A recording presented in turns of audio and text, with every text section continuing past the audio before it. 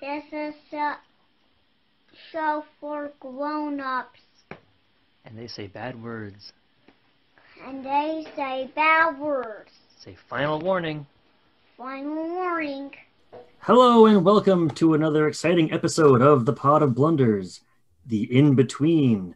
Instead of an actual play, we're bringing you some jerks talking for like an hour or so. I am your host, Nate Magnuski. With me today is Richard Sullivan. Hello. Ryan Bolger. Hey. And our special mystery guest, Christopher Norfleet. Hello there.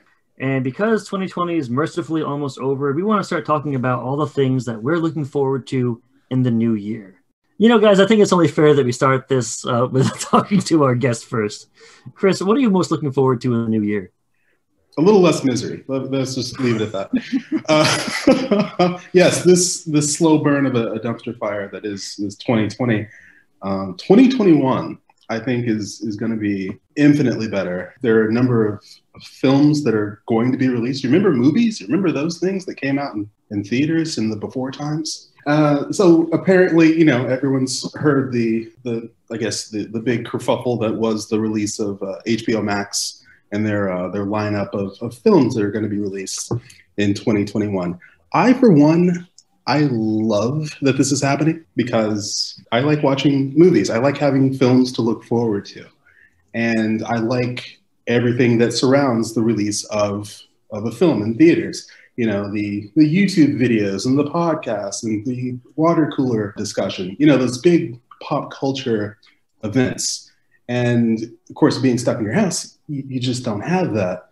I remember when Game of Thrones was a thing, and I was running to catch the train, the subway, and someone yelled, "Hold the door." And like half the train like chuckled. And I'm like, I don't know what they're talking about, but I need to know. I have a feeling it involves Game of Thrones. And sure enough, it did. But yeah, next year, I mean, movies is one of the things I'm most looking forward to. I mean, just on HBO Max, we've got, you know, Mortal Kombat and Godzilla vs. Kong, new Conjuring, a new Space Jam movie, a new Suicide Squad, which, you know, fingers crossed, and this little thing called Dune. So yeah, I'm looking forward to seeing some movies and talking about movies and having heated discussions about movies. To be fair, I have no idea what Dune is. I have no flipping clue what Dune is, but everyone around me is excited for Dune, and now I'm excited for Dune. No idea what it is. No flipping clue. And there's a giant sandworm, which makes me think, okay, so this is like Beetlejuice. No, it's not like Beetlejuice. Chris, remember, walk without rhythm, and we won't attract the worm. Is that true? That's true. So, Chris, you've never seen the David Lynch Dune? I've never seen the David Lynch Dune. It's now in my queue because I just signed up for HBO Max today to watch what I've been told is I don't know, it's kind of like a hit or miss film. Some people love it, and then some people are like, it's a thing. But either way, I'm going to see it. That's the movie he gave up Empire Strikes Back to direct. Oh, dear. Okay. Yeah. Well, I think you're in for a good time. There's also a sci-fi original series remake. So, but this will be the third iteration of Dune on the screen. I've listened to the soundtrack to Dune, which, you know, was done by Toto and Brian Eno. Yeah, I know, right? So, Chris, what's your opinion on? So when they broke the news about everything was going to streaming as opposed to theaters, like with Wonder Woman, Patty Jenkins and Gal Gadot were paid all the money. Like the director of Dune just went aboard on Twitter kind of freaking out that, you know, I didn't make a product for streaming. I didn't make it to be an advertisement, and he's not getting paid on the back end. Do you think it was fair of them to just release everything, or should they maybe have had a conversation with some of the creative team first? Absolutely. They should have had a conversation with their creative partners, because it's not just HBO or Warner Brothers, more or less, that's got a stake in this. There are, if anything, thousands of people attached to each film. You know, you have the talent, you have the producers, you have the directors. Normally they would get a bite of, you know, the box office. And now all of that just gets wiped off the table. So not only, we're not talking like Christopher Nolan, oh, my movie should only be shown in theaters on the biggest screen possible. This is a matter of, hey, what we agreed upon, you changed the deal. And it seems a little disingenuous to make a huge announcement like this without talking to your creative partners that put a lot of trust into Warner Brothers. Theaters are facing a little bit of a crisis, and it's going to go into 2021. I mean, by this time next year, hopefully, we'll be able to see a movie in a theater. I want to see a movie in a theater. It's a fantastic experience. It's a fantastic shared experience when you go to the right movie theater. It's a fantastic shared experience. But for HBO to just, HBO Max or Warner Brothers to come out and say, hey, here's what we're doing, and no, we didn't run it by you first. It's gross what they did. Like, you're making a product for a big screen. You're not thinking about the constraints of a television, even though we all have large televisions now. Money-wise alone, like just ignoring that part of it entirely, you're making a product for a screen and a shared experience. If you're making a television movie, that's way different. The scale of it is so much reduced. I want to see new things because my mind is a fucked apart dead thing unless I'm constantly entertained. So I want movies to happen nowish, I'm with you. There is that thing to look forward to look forward to the new Matrix movie, to look forward to the next big movie. It's that thing that you're all working up toward, you see the trailers, you get excited about it, there's the hype. And this year, there was really none of that. It just, and all the days just kind of blended together. I mean, we've had some success stories in streaming. Bill and Ted Face the Music, I think, was one of the better examples of how well that can go. And unfortunately, Tenet, which you mentioned, kind of is an example of, it has to be in theaters, pretty much tanked a film that by all accounts is brilliant. I think today with everybody having access to surround sound, 65-inch flat screen TVs being so inexpensive, I think people nowadays are more willing to sit at home, not deal with people on their cell phones, people talking, babies screaming in movies. I've had that experience. Oh God. Yeah. Yeah. If I'll spend $20 to watch something that sounds expensive, but, if you have a house full of 5 people, that's already cheaper than going to the theater. One of the things I think of when I think of like a shared cultural experience on the smaller screen, The Mandalorian. Every Friday, it's that thing that people look forward to. And then you want to avoid Twitter because spoilers. You want to avoid everything because spoilers. But every week, it's The Mandalorian from X date to X date. You still have, hey, look, it's Star Wars. And it's happening. And every week, there's something new. And frankly, they've done everything this season that I wanted to have happened in the last, 3 big screen films better in 2 episodes than they would have done in 3 movies. So I'm fine with that's the continued direction. Well, that's Jon Favreau for you. I mean, he did such a great job. Him and Filoni. Filoni, yeah. And now that you've seen Filoni's characters now come to life, in live action, it's incredible. What's this to hear about Hayden Christensen coming back? Yeah, they announced was it at least 2 series? There's going to be that one with pretty much it's Anakin and Obi-Wan, and the other one's Ahsoka.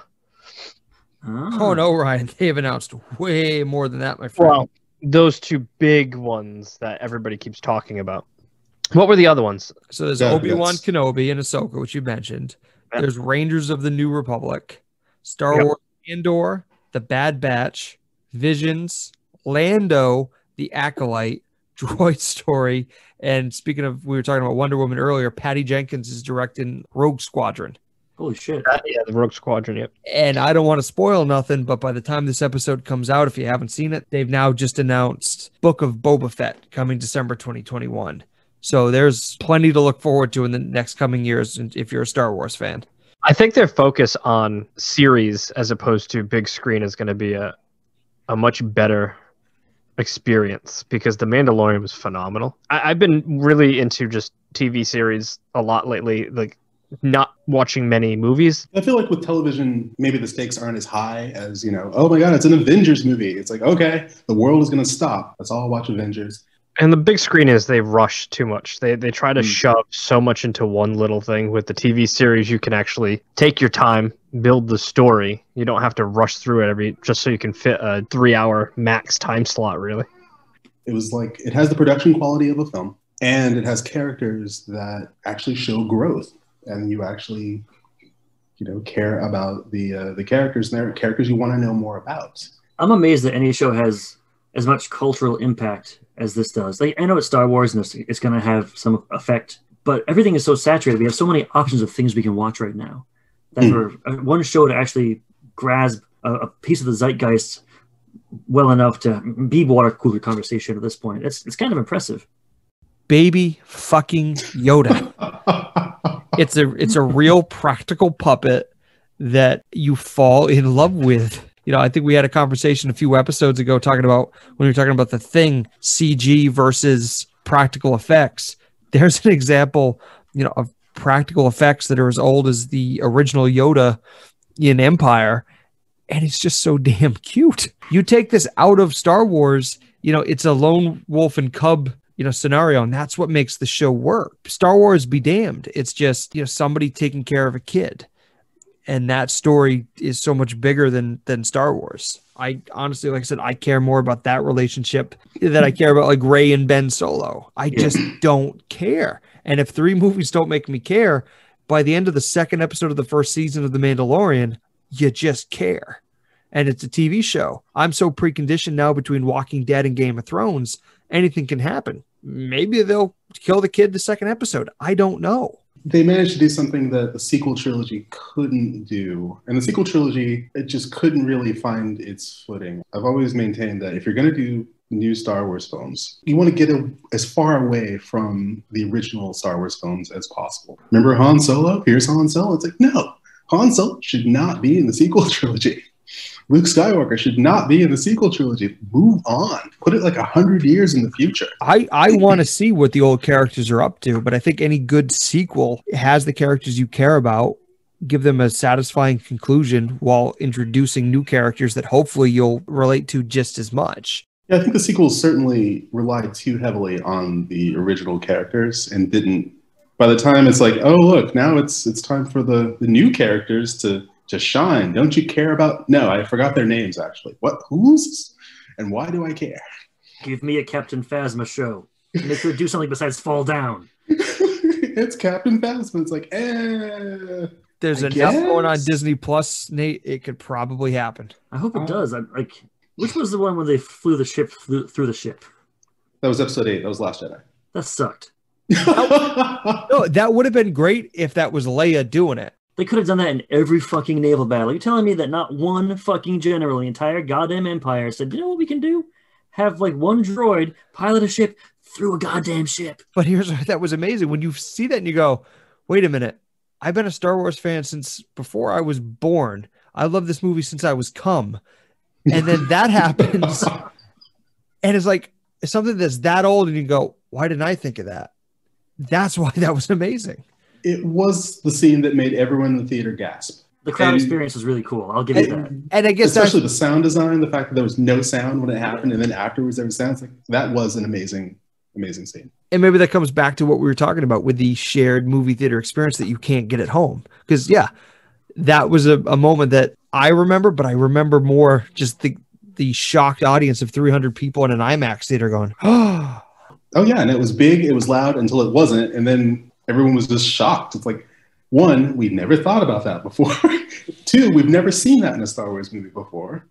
And then the sound comes back. It's like, oh, okay, yeah, that was a thing. Had Princess Leia had done that instead of her whole Mary Poppins moment later in the movie, how much more effective would that have been? And it would have been a perfect way to kill her off. Oh yeah, no, the self-sacrifice, that would have been absolutely incredible if that had been Leia. How about you, Nate? What are you looking forward to in 2021? The one thing I'm most excited about, and I don't know what to expect, but next year is the 25th anniversary of Pokemon. Oh. And I know that they're going to be redoing one of my favorite games of all time for the Switch. They're going to be redoing Pokemon Snap. Do any of you remember this game? I remember playing it with you, man. But 8th grade, that stuff came out. Yeah. And it was awful. Hold your whore tongue. No. It was amazing. You shut your whore mouth. Right.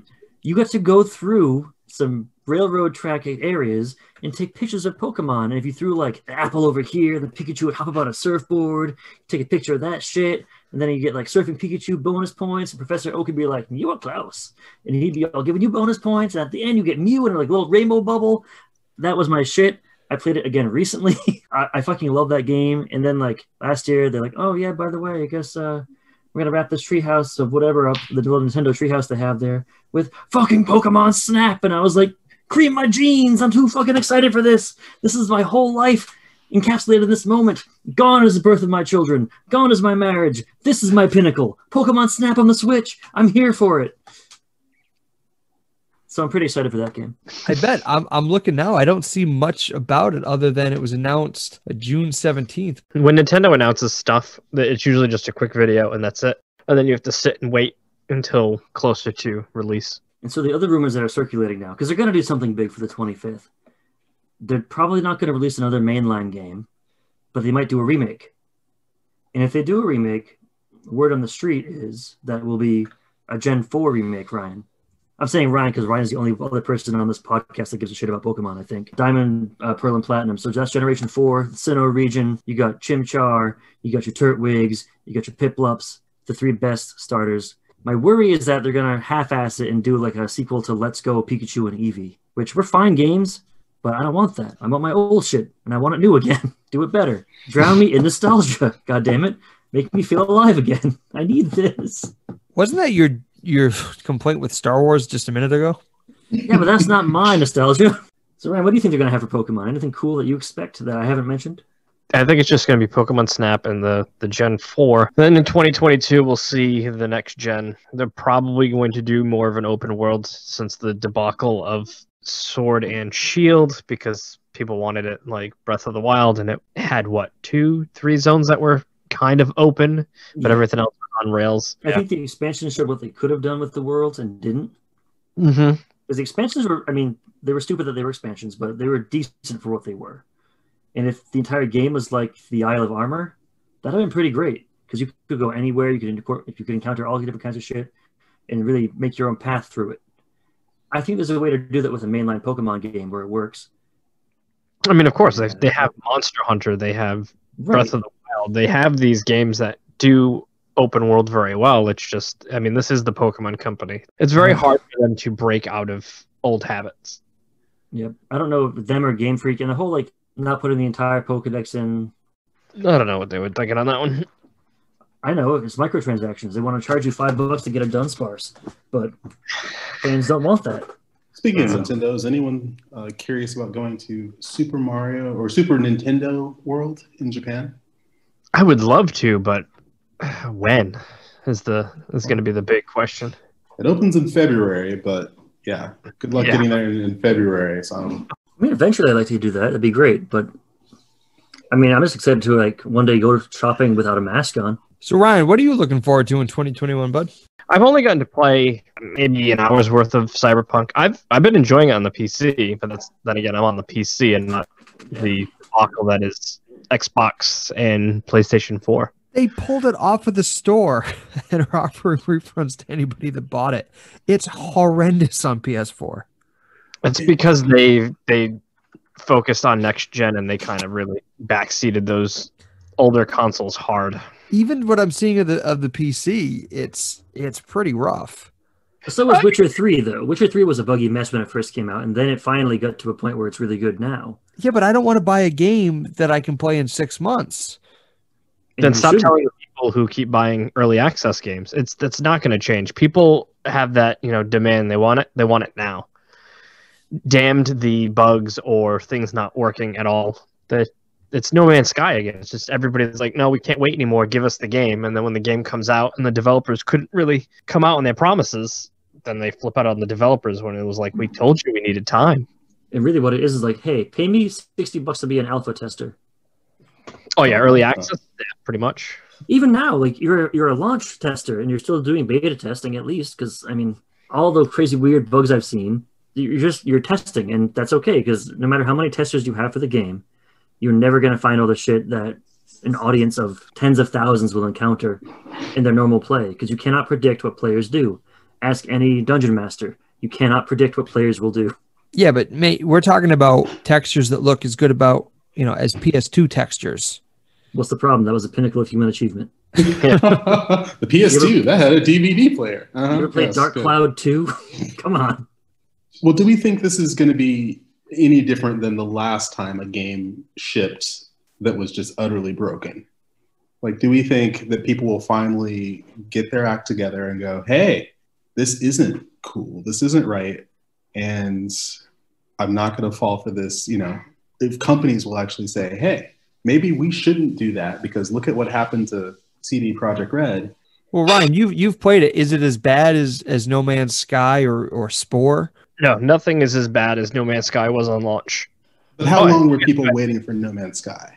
A lot. Actually, No Man's Sky was huge. A lot of pre-orders. Everybody wanted to play it, and then when it launched, you couldn't get it to work on older CPUs at the time, so half of the PC audience couldn't play it.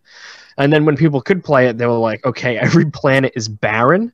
And from what I was told, I was going to be able to see my friends. There was a 1 in a million chance, but if we landed in the same system or the same planet, and then it turns out, no, multiplayer, there's zero multiplayer. There was zero chance of ever seeing any of your friends in the game. How long was the development time on that? Because I think, 2077 was like 8-9 years from the time it was announced to actually getting it in our little hands to go, this is broken. Not as long, I don't think. And also, I think the No Man's Sky team was far smaller as well. But in terms of playability, the bugs that I've seen in Cyberpunk, they've just been minor, silly things. But you're talking about PC, not the PlayStation 4 or Xbox, where it's just utterly hilarious. Disgusting.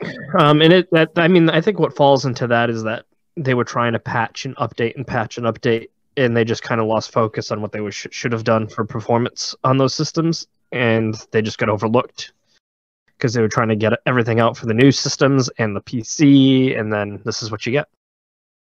So I have an idea for you guys. I have an idea for a game. So as many of you know anyway, Cyberpunk 2020 is a role-playing game that, like the tabletop role-playing game that Cyberpunk 2077 is based off of. What if we play Cyberpunk 2020, and what we do is we have a random table of 100 bugs that every 5 minutes we roll on, and that's just what happens to the game.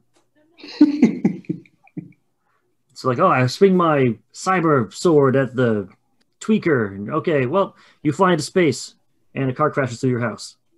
One of our game pieces just fall through the table? Do we just drill a hole through the table and just drop game pieces through it? Yeah, that seems reasonable to me. There goes your car. I mean, I think there's an audience for that. Well, a game that came out this year that surprisingly had a long lead time, that was announced ages ago, that didn't disappoint, was Final Fantasy VII Remake.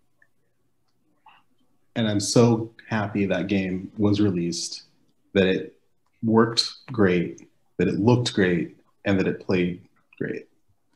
Not gonna lie, I never played the original. It's a completely, to call it a remake, it's a completely different game. And I think that's what disappointed me with that. It's completely different. It's a hack and slash. I wouldn't say it's a completely different game, although it turns into a completely different game. Spoilers. It turns into a completely different game. And I think there are certain aspects of the game that basically take the player and say, here's what you knew, and here's what you're expecting. Now here's how those expectations are going away, and here's what you're going to get. So Richard, what are you looking forward to most in this upcoming year? We've talked to all the boring people. A couple of things I'm looking forward to for sure. I just saw the announcement of the new Evil Dead video game. I am a gigantic Evil Dead Bruce Campbell fan. The games have been questionable at best, but this new one looks very similar to the Dead by Daylight, Friday the 13th, an asymmetrical player versus player. Oh, cool. And they've introduced characters across from all the movies. So you've got Scotty from the first movie they show in the trailer, King Arthur, and some of the Ghost Beaters from the TV show. So it looks like it's going to be a lot of fun. I'm looking forward to the new Spider-Man movie. Because who isn't in that film? I think I'm in that film, actually. Yeah, I mean, at this point, the latest up until this recording, and there'll probably be 5 more announcements by the time this airs. But Charlie Cox coming back as Daredevil. Holy shit! Nice. Yeah, you've got Alfred Molina back as Doc Ock, confirmed, You've got all three Spider-Man, too many Spider-Man. It's just going to be nuts. It's going to be the cinematic version of the animated Spider-Verse movie.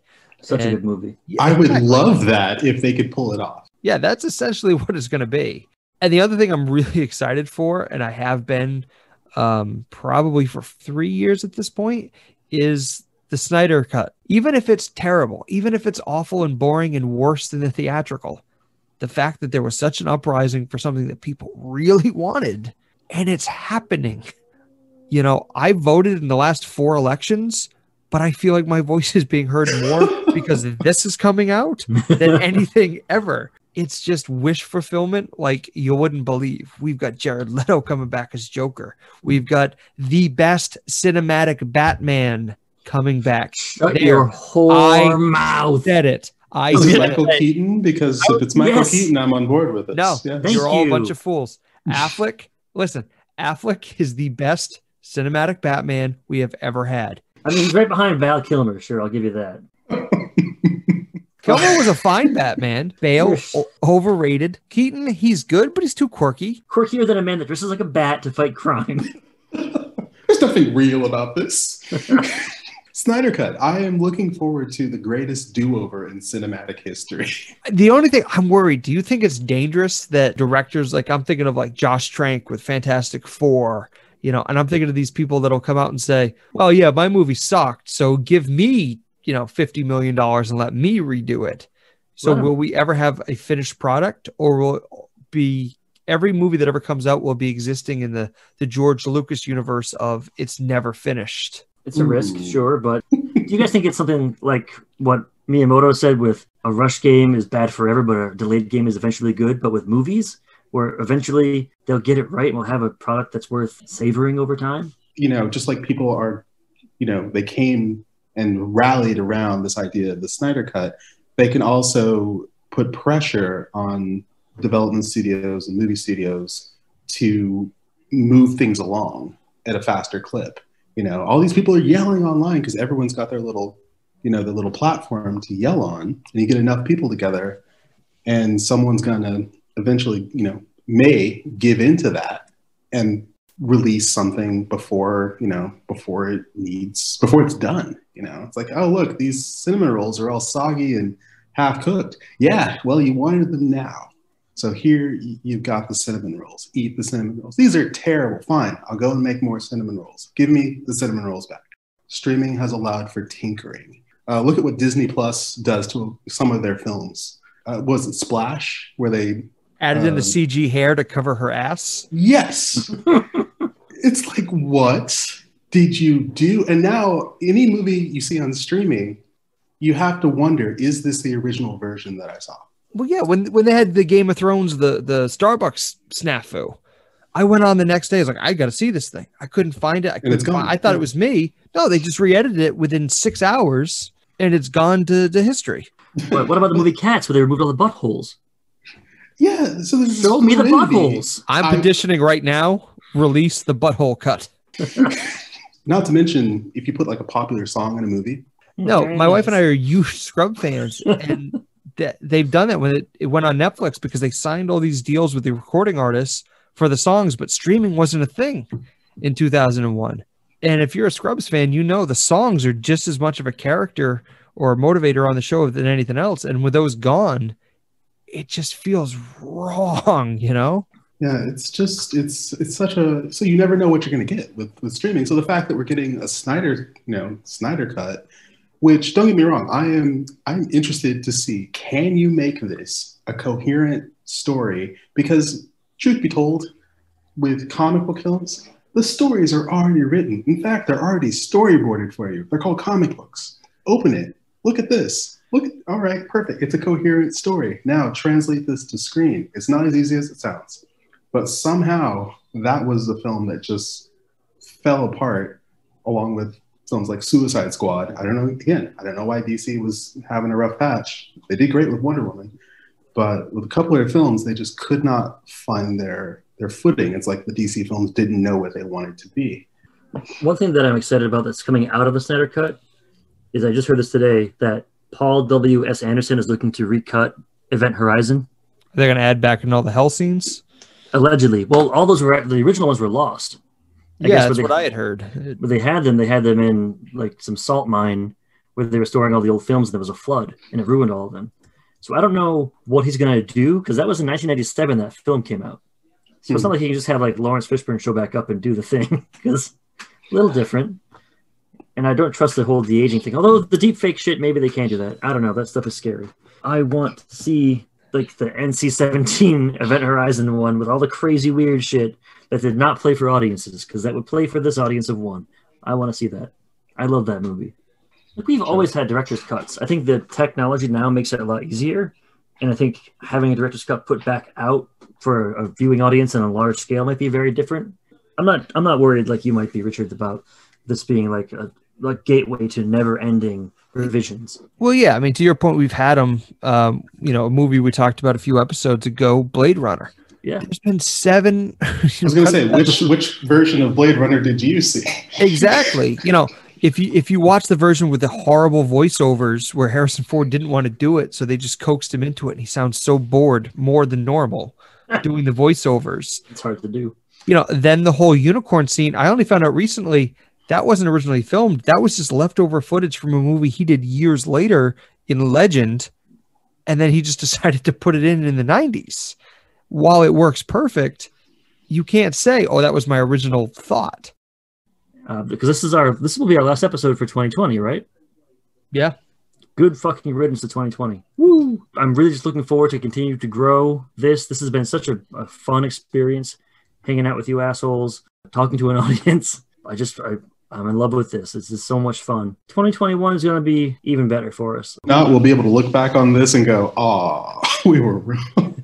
As we're sitting eating our cockroach slurry in our burlap pants, hiding out from the radiation beasts that stalk us out our windows. Remember the time we thought video games were going to be really cool in 2021? And my sons will say, "What's a video game, Papa?" And I'll say, "It was from a long, long ago." Why is it raining snakes? I don't know. 2021. First it was the murder hornets, now it's the snake rain.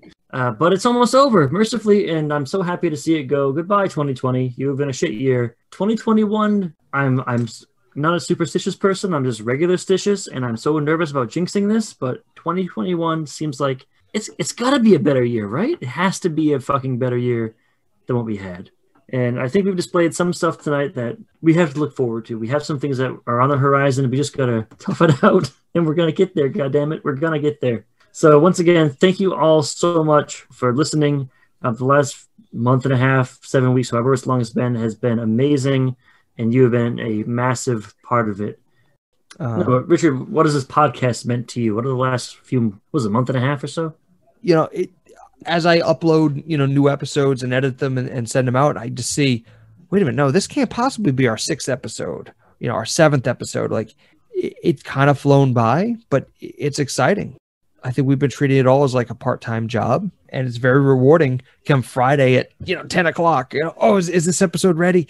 It's exciting me in a way that I haven't been excited in a long while for a lot of things. So I really enjoy the creative process. We've talked about this for years, and maybe it took a global pandemic for us to slow down long enough to actually put something together. If you have any questions, concerns, or comments, come tweet at us at Pod of Blunders. Check out our blog, podofblunders.com. And as always, may all your D's be 12s.